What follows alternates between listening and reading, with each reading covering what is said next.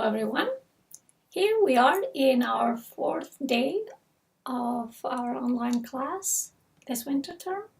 Overall, I thought that each and every one of you did a really good job identifying resources that will help students with exceptionalities. However, when we address each module, I want you to look at the objectives for that module and identify resources that are going to help understand or answer any of these objectives. So if you look at the objectives for today, we have a lot of objectives that are related to identification and classification of students at risk, factors, characteristics, how we identify them, instructional supports for the students who are at risk, instructional technology for children who are at risk, and becoming familiar with strategies for students who are at risk. So when I started looking at your resources, I noticed that most of you addressed these issues accurately, but I also noticed that about 4 of you addressed topics that are not specifically related to what we are discussing. So 2 of you addressed dyslexia, and 1 addressed co-teaching, which we already talked about in a previous module, so we don't have to do that again. And also, we have here assistive technology. I think that maybe the assistive technology looking into how to help students at risk might help, but just from the page itself, I don't see the reasoning behind it until you actually explain it. And I don't think that the explanation is done in a way that is going to help students who are at risk. It looks like the majority of you were interested in exploring more about at-risk students, and I think we have a resource about identifying students at risk, the definition, and also ways to help students who are at risk. And Nate also talked about ways to engage parents. If we're looking at engaging parents in a way to help students with at risk, then this might be a good resource. However, this is a little bit more adequate for the topic that we already addressed, since it is engaging parents and communication with parents.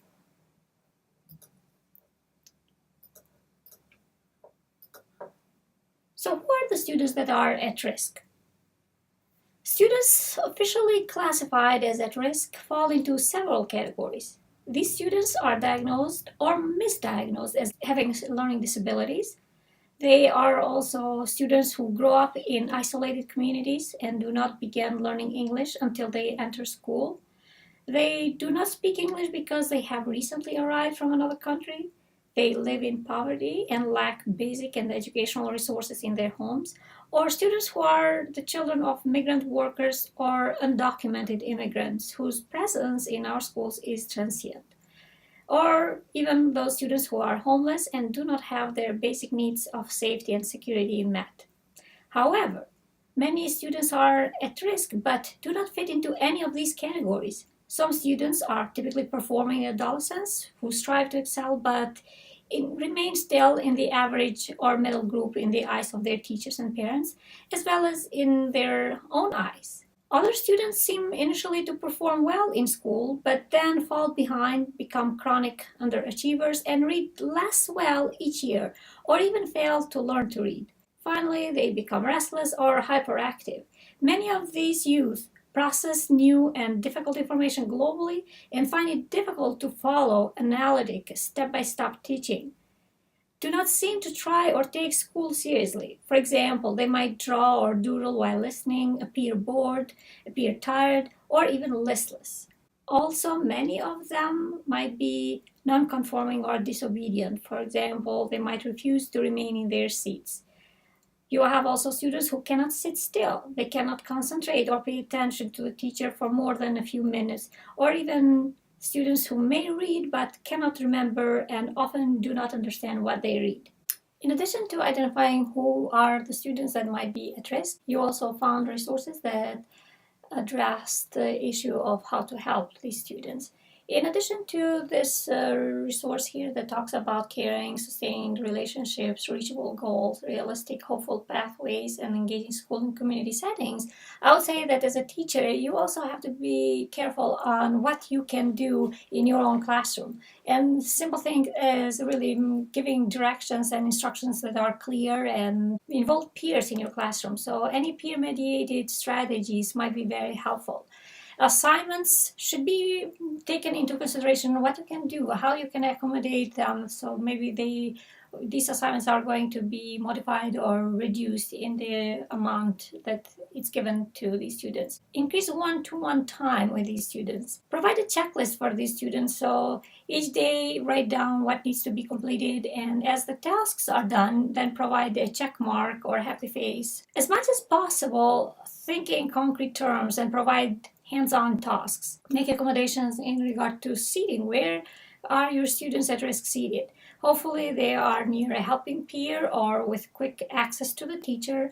As Nate's resource suggested, it is important that we involve parents in helping students who are at risk. Try to have planned interventions by involving parents. Think of, do I have an agenda in place that goes home each night? Are parents also signing the agenda or contracts that you have already set up? How do you involve parent support at home for homework or additional follow-up? All of this will help because then you can anticipate where the needs will be and then address those needs. Intervene as much as possible to support students at risk. If your intervention strategies are working, then continue to use them. If they are not working, plan for new strategies and set up the students to succeed.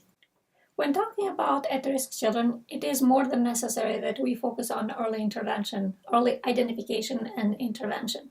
So what does that really mean? Hoping that you already have covered this in the readings for today, you have to understand that under IDEA, an at-risk infant or toddler is an individual under age of 3 who would be likely to experience a substantial developmental delay if early intervention services are not provided.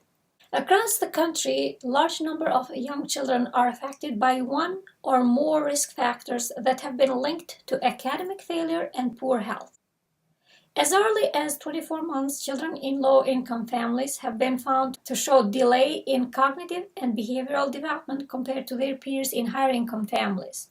Other risk factors, such as living in a single-parent family or low parent education levels, especially when combined with poverty, can greatly increase children's chances of adverse outcomes. Children affected by multiple risks, 3 or more risk factors, are the most likely to experience school failure and other negative outcomes, including maladaptive behavior. Personally, I have a PhD on early intervention from the University of Pittsburgh. Given that my doctoral degree is in early intervention from the University of Pittsburgh, I actually was surprised to see that you have selected an early intervention program from Pittsburgh. It was such an amazing experience working with young children with different abilities and also with families and supporting them in all areas. Knowing the first years of life are critical to the overall development of children, including those defined as at risk for disabilities, I'm a strong advocate of early intervention. I believe that children who are at risk for disabilities, they should start with early intervention services as early as possible in an environment that is free of traditional disability labels. So they don't have those labels as emotionally disturbed or autism or intellectual disability. So I believe that carefully selected services and supports can reduce the long-term impact of the disability and counteract any negative effects of waiting to intervene. Any postponement of services may undermine a child's overall development as well as his or her acquisition of specific skills. It is important for you as teachers to know that what does that early intervention really mean? Early intervention focuses on the identification and provision of education, health care, and social services as a means to enhance learning and development, to reduce the effects of a disability, and prevent the occurrence of future difficulties for young children. As you already know, IDEA defines eligible infants and toddlers as those under 3 years of age who need early intervention services for one of the two reasons. You have to know that IDEA defines eligible infants and toddlers as those under 3 years of age who need early intervention services for one of two reasons. One reason is that there is a developmental delay in one or more of the areas of cognitive development, which means physical development, communication development, social or emotional development, and adaptive development, or two, there is a diagnosis of a physical or mental condition that has a high probability of resulting in a developmental delay. It is important to understand that timing is critical in the delivery of early intervention services. You probably have heard the maxim, the earlier the better. That is very true when it comes to early intervention services. Early intervention may be less costly and more effective than providing services later in the individual's life. As a result, we have to be very quick in starting these services as early as possible. Another piece of information that is important for you to understand is that the effective early intervention services are directed not only to the young child with a disability, but to family members as well.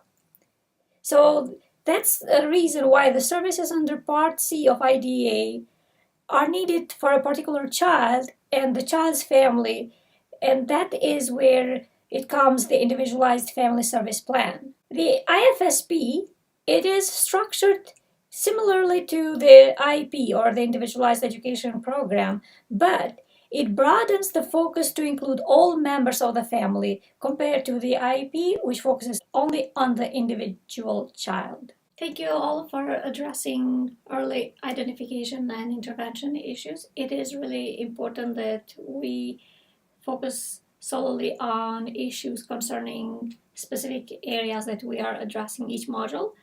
And since tomorrow is a weekend, and I want you to have a good, relaxing weekend. Stay warm, and we'll continue on Monday.